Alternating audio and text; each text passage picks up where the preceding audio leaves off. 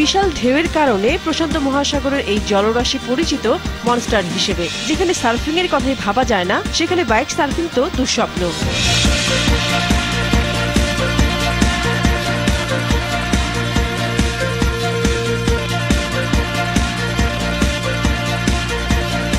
অথচ এই দুঃস্বপ্নকে সত্যি করতে ফ্রেঞ্চ পলিনেশিয়ার সবচেয়ে বড় আইল্যান্ড টিহিটির নীল সাগরে দুঃসাহসিক কাজটি করে রীতিমতো ইতিহাস গড়লেন অস্ট্রেলীয় তরুণ রবি ম্যাডিসন।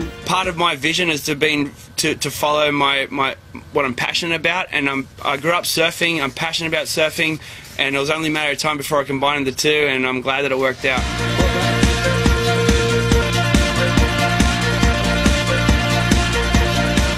দুঃসাহসিক, ম্যাজিক্যাল আর হার্ট স্টপিং রেস্টের জন্য 2 বছর কঠোর পরিশ্রম করেন 34 বছরের সাহসী এই স্টান্টার। প্রফেশনাল ট্রেনিং নেন বছর 2 এর মতো।